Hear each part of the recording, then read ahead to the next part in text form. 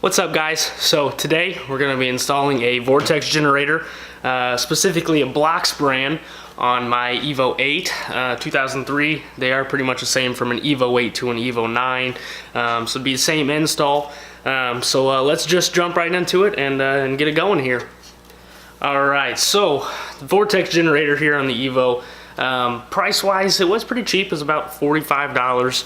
I was gonna go with carbon fiber, but I've got too much other stuff going on money wise going into the car right now, so this will do for the time being. Biggest first step that you can't forget, there is a little metal clip there that you'll see that you have to put in there, and then of course the back side as well, so you can kind of see how the tabs do go in. That is for the antenna. The antenna actually, this slips right over it, so you have to take the antenna off of it first and then slip this over it and put the antenna back on afterwards. So that kind of helps to hold this down a little bit. Otherwise, if you don't do that, and a 3M tape thing is going to be kind of flapping in the wind there on you, and you don't want that to happen. So we'll just jump right into it here, and we'll start tearing stuff down and getting this thing installed. Alright guys, so the first thing that has to be done on the trunk, you have to pop the trunk, actually I shouldn't say on the trunk, in the trunk. So you have to pop the trunk here, and I've already got one side done, so it kind of helps beat that. Let me clean up my mess of junk going on here. Jeez, it just keeps going. So inside the trunk, if you lift the lid, sorry for the mess too, as you'll see here, this will be kind of sitting like so. I've already got this one side off, but you'll be sitting here like so. You'll have to get both of these trims, this side and the other side, off, and we're going to show you how to do that here. So let's jump over to the other side, let's get these tabs pulled off, and show you how to do this. So these tabs come up pretty easily. Mine are really brittle, so the other side it did have one or two break, so I'll have to try to sort some of those out. They're pretty cheap though. But getting in the trunk here, like I said, first step here, this side is of course completely down. I haven't done this side at all. You'll kind of grasp underneath there and you'll hear that click, and there's actually a white tab, and I'll show you what I'm talking about when we get this off of here. So the first step is pulling that up, and then the second tab is actually a gray tab that actually looks like so, and of course that's the one that broke on the other side. But let's see if I can find a better angle at this here. So there's a white tab, and I don't know if you can see that or not, but we'll get to that. And then there's a gray tab, if I can find it here. And you'll have to get a small screwdriver, and you'll use that to stick in there.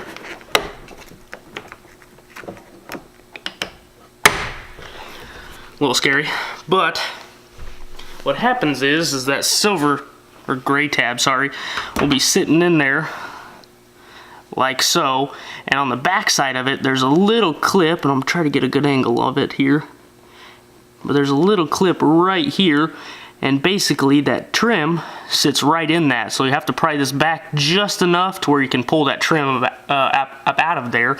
Gosh, tongue twister, sorry, my fault. But you'll pull that trim up after you release that, and it'll pop to kind of make that big popping noise like I just heard there. A little scary. Like I said, unfortunately that other side did break, which kind of sucks, but it's plastic. I kind of expected that. Alright, but then we'll just keep on working it up here, so a little bit at a time. That white, well, it does have a broken tab on this side too, so I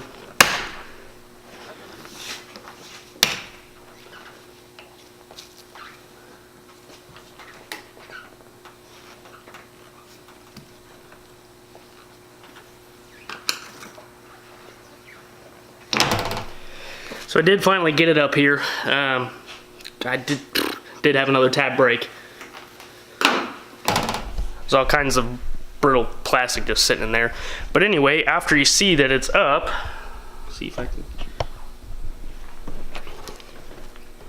you'll be able to see underneath. So I've got a white tab here underneath my fingers right now. Those ones are pretty easy to pull up. The gray tab, which actually I was able to get to stay down on the car, is what this trim will actually just click right down into.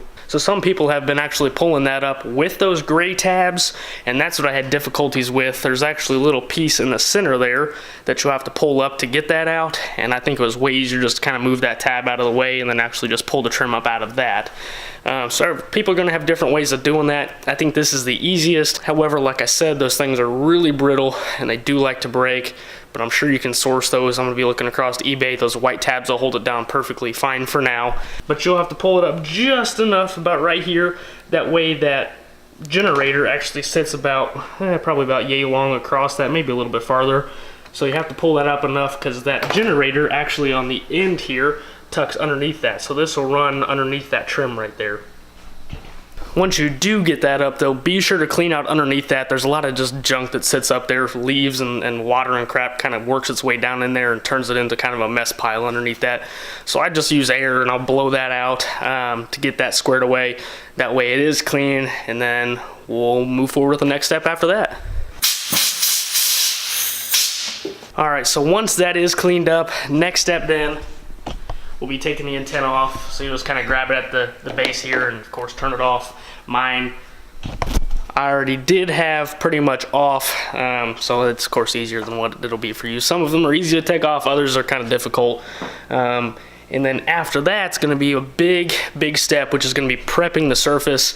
I did go ahead and clean the roof, but after you clean the roof, you do probably want to use some rubbing alcohol, just due to the fact that you're going to have some tape that's going to be sticking in there. So you want to make sure you've got a nice clean surface for that tape to stick to, just so it holds that down a little bit better.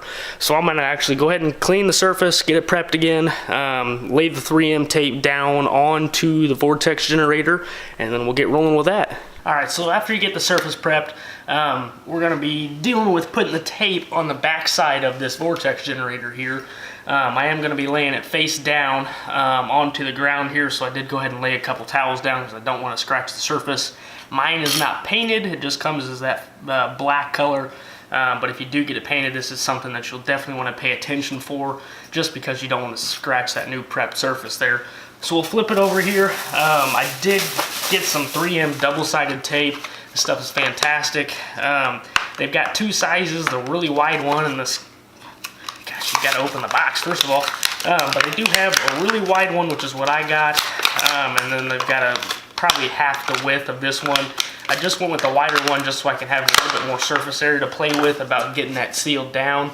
So I'm going to go ahead and apply some tape down.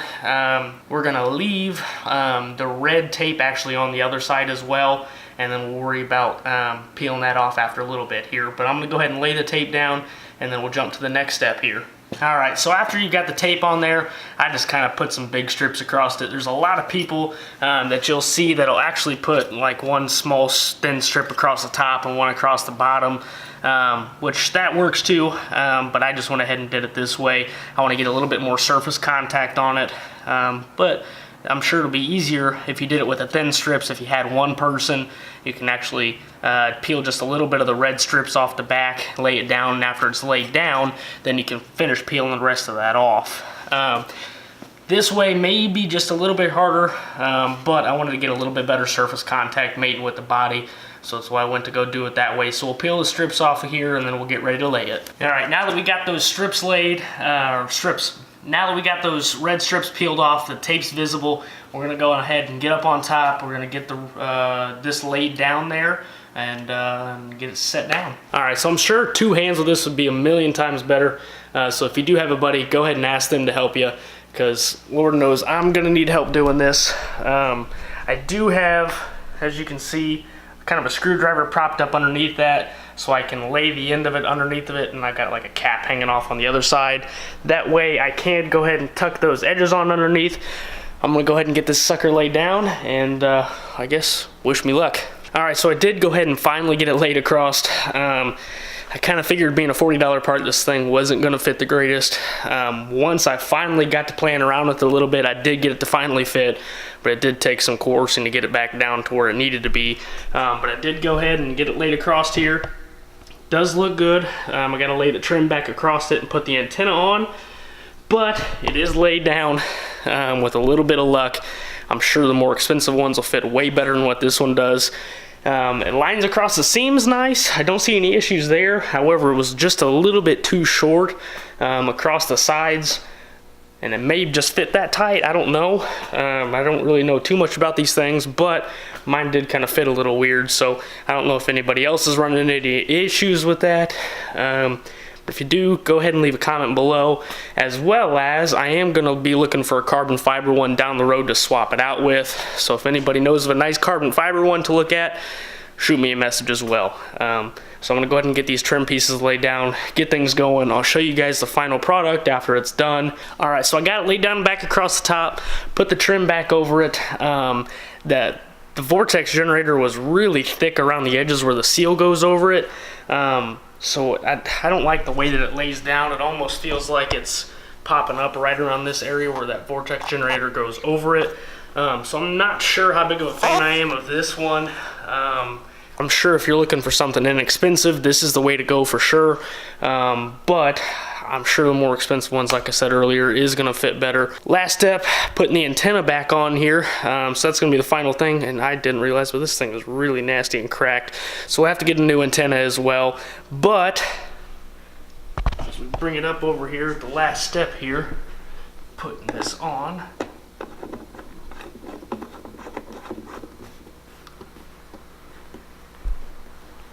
Just make sure it's nice and snug. There's no super tight to it. But that washer going across the top here actually helps hold this down as well. And then you'll kind of want to just give it a nice firm press down across the top where the tape's at, just to make sure that it does hold down well and does stick. I'm sure if it does come back up later, you can throw some more tape on there or whatever, but I doubt that'll happen. That 3M tape's pretty good, and as well as cleaning the surface up, I'm sure is going to make a huge difference. So we'll keep on pushing this down. Always do this in a warm, heated area though. When it's cold, that tape doesn't like to stick across surfaces gosh dang. But the tape doesn't like to stick across cold surfaces very well. So just make sure the vehicle's warmed up. So just make sure the surface is nice and warmed up, ready to go. By the way, also, do not buy a cheap tripod. These things are junk. It doesn't hold the camera up at all. I'm having to freaking hold the thing up my whole time, so, you know, who needs that? Anyway, jumping back to it here, like I said, overall the product is great. I love the way that it looks. Love the way these Vortex generators are. Also, I'm sure helps create a little bit of downforce and helps kind of break up the wind going across the wing. But this cheap one, like I said, doesn't fit the greatest. It's not 100% fit, but looks good for the time being, and that's what I'm hoping for just to get this car going. We'll keep adding stuff down the road here, but until next time, we'll finish the build, keep the engine going. I'll keep you guys a little updated with the engine here. I'm waiting on a ton of parts still from STM. I'll link their website in the description below. They got me in hook with everything for this engine, so I'm super happy. I'm super excited about that. This engine overall is coming together though. I've got everything starting to go on. I'm just waiting on new cam gears. The ones that I had are actually for the 2.4 liter block.